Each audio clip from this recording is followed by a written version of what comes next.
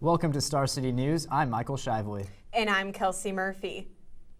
Our top story tonight is Lincoln's primary elections. Incumbent candidate for City Council Carl Eskridge is running against Mairead Safranek for District 4, which includes Downtown District and UNL campus. Safranek is only 23 years old and a recent UNL grad.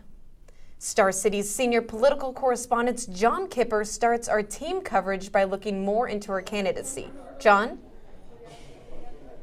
One of the most interesting candidates in the 2015 primary election is Mairead Safranek. The 23-year-old does have some political experience, as she served on the Deb Fisher and the Pete Ricketts political campaigns. Now, the most important issue that she's trying to focus on if she is indeed elected is getting young professional jobs. What she says is going on in Lincoln right now is what's called a brain drain. That being young people come to UNL, get their degree, and then leave Lincoln for a bigger and better city. If elected, she's looking to change that. I think jobs is the #1 issue. I know that most of my friends left because they found a great job somewhere else. And so for me, it's making sure that we have competitive jobs. We do have a low job rate or a low unemployment rate here, which is fantastic, but we need to make sure that we have the right jobs to keep the bright minds here. The South Beltway, a road that will allow Lincolnites to get from east to west much faster than the current pace, is expected to be completed near 2020. Safranek said that this Beltway needs to be finished on time, as Lincoln traffic can really turn young adults off. I mean, just scroll through your Twitter feed and you see the #1 thing my friends and peers are tweeting about is they're sick of the snow removal, the potholes, and the traffic. Another pulverizing issue for the city is what to do with Pershing Auditorium. Some want the city to sell the property off and use the money for tax relief. Safranek has a different idea. You know, in Lincoln, the University of Nebraska, Lincoln is considered a food desert, which means that we don't have access to a grocery store, essentially. And so I've seen some really interesting ideas for turning it into kind of a co-op or using it as some kind of market where everyone downtown can access groceries, fresh produce, that kind of thing.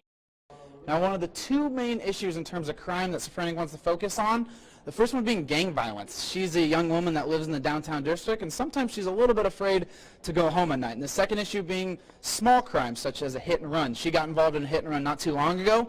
The police told her they just didn't have the resources to help her out. Now, one of the biggest hurdles Safranek will have to face if, in order to get elected is voter turnout. It is a primary election here in Lincoln, and not that many people tend to come to vote. I'm with Dustin Hoffman right now, and he has been looking at this issue all day. Dustin, what did you find out? Yeah, John, I talked to Lancaster County Election Commissioner Dave Shively earlier today, and he said not to expect a big turnout, just your regular voters.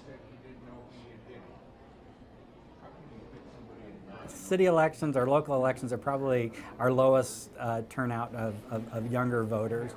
We tend to probably have about a quarter of our voters going to be age 66 and older, and we usually have about the same number of registered voters under 25 as we do over 66. Only 25% of Lincoln is expected to vote, and most kids on campus don't even know there's an election today. You planning on voting at all today? No. Do you know anyone that really is, or did you know that there's an election going on today? I didn't know there was an election until I saw a booth over there. You plan on voting at all today? No. Did you know that there's going to be any type of election today? I wasn't aware. Weather plays a factor in how many people show up, but Shively doesn't expect the weather to play that much of a role today. Oh, it does affect it a little bit. I mean, at least it's not pouring rain, and so if we'd have a whole day of thunderstorms, that would probably affect it more than just the drizzles that we're having today. And it does sound like this isn't going to last all day. It maybe be just this morning. So hopefully it'll clear off, or at least stop raining, and people will get out and vote this afternoon. I was here for an hour earlier today, and only one voter came through. Today, in total, there was 8.